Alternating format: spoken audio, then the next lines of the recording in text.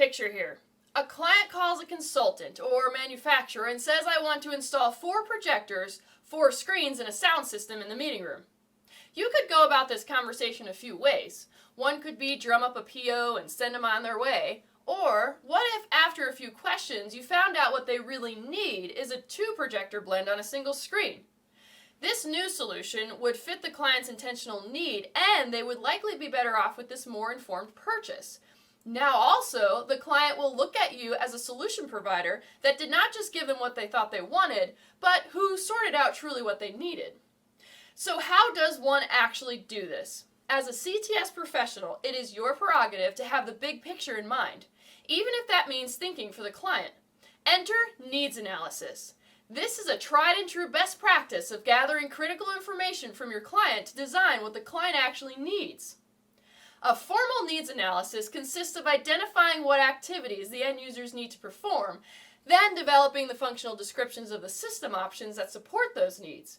It typically consists of a few meetings where the AV professional is communicating with building, design, and construction industries by examining the following: the required application based on the user needs, the tasks and functions that support the application, the wishes and desires of the end user. Let's look at this visual representation. The pyramid presents us with a top-down and bottom-up directional understanding. At the top, we have the end user's needs. Next, we have application, then tasks, and finally functions and features. Hint, if you like to geek out about product specification, that happens at the last stage.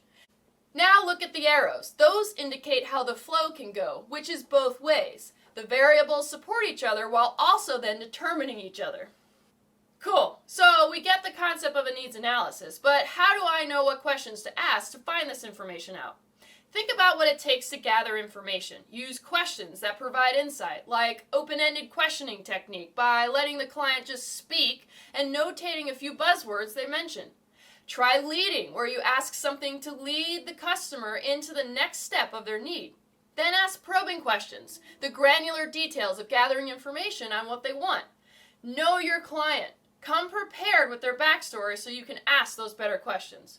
Let's talk about our example from before. The client appears and says, I want this AV solution for my meeting space. Well, okay, hold on a second. What's your basic need? Why are you needing an AV solution? After some conversation, we find out the client wants to keep the sales staff informed. Now let's talk about the verbs of that how. So describe the how to me before we talk about what types of technology we will need. We still have not yet mentioned any gear at this point, and we won't for this conversation.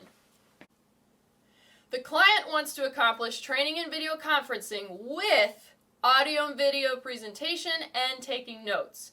Now we get to your favorite part, my fellow techies, the what. Well, I know I need room lighting, AV systems, sight lines, seats, tables, breakout spaces, etc. Phew!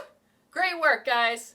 So now we have a much clearer picture of what the client actually needs in their building, and this will fuel the conversations for that next phase, the design phase. Now don't forget, this needs analysis tool helps the conversations in the program phase that then all get summarized into the program report. I hope this helped explain needs analysis a little bit more, and if you need any more information, check out our website at avixa.org.